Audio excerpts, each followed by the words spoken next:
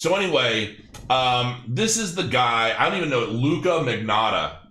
I'm sure that's probably either a pseudonym or like I don't know what the hell it is. Probably something just made up. I highly doubt the guy would use his real name if he were in fact a time traveler. But from 2025, like we're already in that. That's like 6 years. I don't really think we're gonna experience anybody traveling in time. The guys, I don't see all this stuff happening in just 6 years. But from so I read this with a perspective of what point is this guy trying to make? Not, oh, we have a time traveler and he's real and believe everything he says. But what's the overall point to what this guy's trying to say? And I'm going to read some of the stuff that he discusses. I won't read the whole thing. Sounds like everybody's more interested in Cliff Notes. Yeah, if anybody's going to invent time travel, it'd probably be Elon Musk. That'll probably be like the late models of Teslas after the flying versions. I still don't have a Tesla. I know Joe Rogan loves his, and they do sound insanely cool, but I don't have one. All right, so on average every year, the value of Bitcoin is increased by about a factor of 10, from $0.1 in 2010 to $1 in 2011 to $10 in 2012 to $1,000 in 2013. From now on, there's a slight slowdown as the value increased by a factor of 10 every 2 years to $1,000 in 2015 to $10,000 in 2017. Wrong. We had like 19,800 something dollars at the tail end of 2017. And everybody refers to the bull run of the last bull run Bitcoin being 20 grand. It never hit exactly $20,000, but it was close enough that everybody says it was 20 grand. So if you're a time traveler from just 6 years into the future, or even like 8 years into the future, you're going to know it was a $20,000 Bitcoin in 2017 and continued into 2018 where then it started to go down. So yes, this was accurate, but still inaccurate specifically. So that I'm kind of like, all right, whatever. But this was also posted a while back, and it's close enough. But there you go. Now he's saying $110,000 in 2019. Okay, that could be possible if you think about it. My recent video, I talked about how Bitcoin could very easily be $140,000 by 2020. If that were going to be the case, it's very likely that Bitcoin could end up becoming $100,000 by the end of this year and continue on into the $140,000 range. Because that is ultimately a third. So from starting at 2013, you have to watch the video that I did this week, $140,000 Bitcoin, where I kind of broke it down. But basically, it was like it went from a 30,000% increase from $5. Then it was like a $9,000, roughly 9 or 86.75, something like that, percentage increase in the next bull market. And that was basically a 3.3. It was like less than a third ultimately of the previous bull run, which I calculated basically another third of that into the next bull run. And that basically gave us $140,000 Bitcoin in 2020.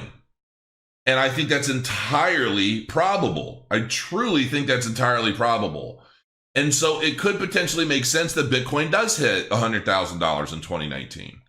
And if it does, I'll be a happy camper, and a lot of other people will as well. So we'll see. And then he's saying $1 million by 2021. That's basically giving it a year to go from what I predicted to be in 2020, $140,000, to then $1 million in 2021. Well, what I don't necessarily agree with here is if Bitcoin were to hit $140,000 in 2020, which I do see being very possible, it's likely now. And here's the difference between two things, or 2 points. If Bitcoin were to get to $140,000 in 2020, a lot of that money is likely going to start coming in from institutional money, right? a lot of these institutions, when they buy this money up, when they buy up this Bitcoin, they're buying it up because they believe in the economics of it wholeheartedly. And it's not very likely that these guys are going to buy it 1 month, go through all this trouble to buy it, finally, and then turn around and dump it all a couple months later, predicting a bear market. And if they do buy a significant sum of Bitcoin, the supply is going to be significantly less than we're used to. And because of that, there's going to be much less selling. Now, this is the sense I'm making it. If not as many people are selling it because the institutions have been buying it up over the counter, they've been buying it up on exchanges, then they're going to start using a lot of these new custody solutions and Fidelity and Goldman Sachs and all these other major players, and they're going to start buying it up that way. The retail market is ultimately selling themselves out of its own market. So we're basically handing this market to the institutions as we speak. Every time a retail investor buys and then sells it, it's likely it's some sort of institutional player that's buying it up. And so because of that transition, so we've had like 2017, this transfer of wealth go into the retail investors' hands, a lot of newcomers to the space, a lot of these people, and this FOMO and the press and media and everybody buying and hyping it. Well, I think we're going to get that again.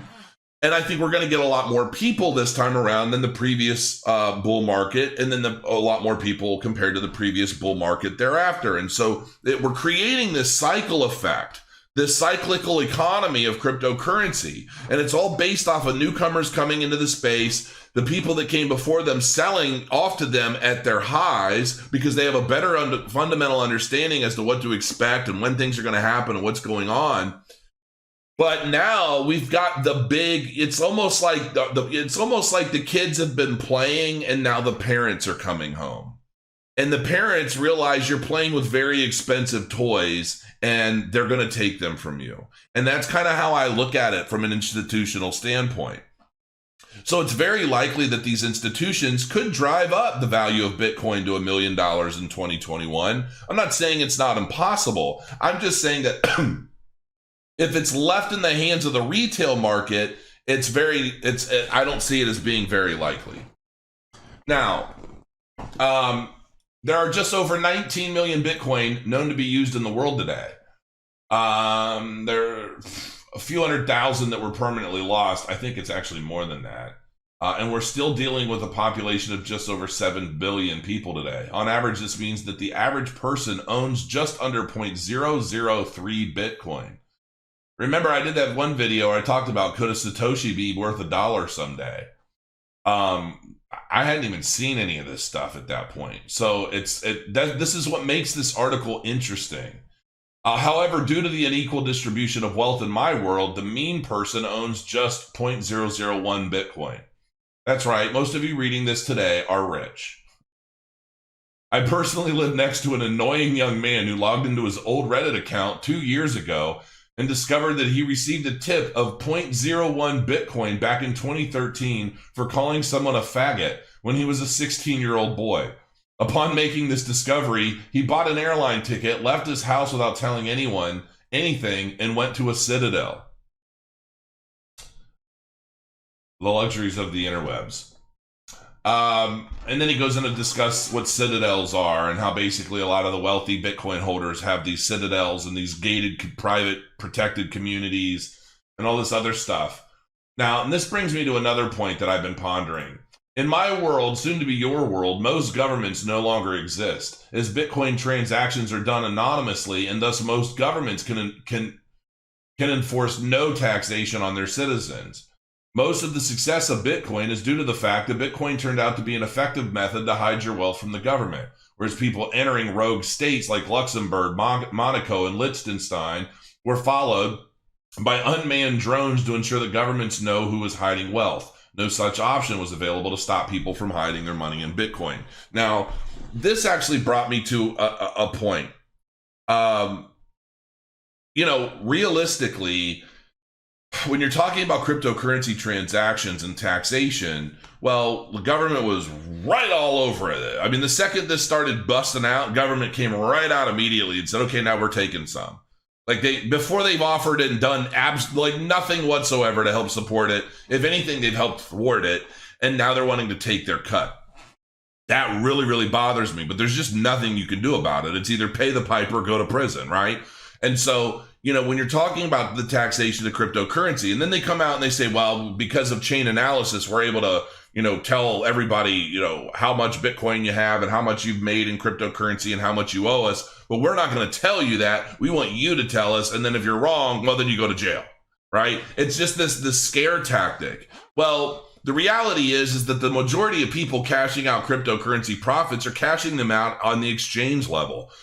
Coinbase and basically other exchanges that allow you to, convert your Bitcoin into cash and then transfer it directly into your bank account.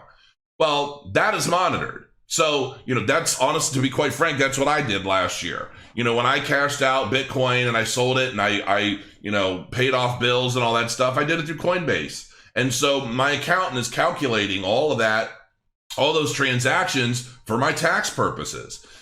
That they can easily track. I mean, and the thing of it is that there's this new regulation that's going to start coming out where, I mean, pretty soon you're going to have to provide DNA samples as part of your AML KYC when you sign up for an exchange account, because the government wants to not only know who you are, but now they want to know what you're doing. And they're wanting exchanges to ultimately start keeping track of its customers' trades. Which I guess in a way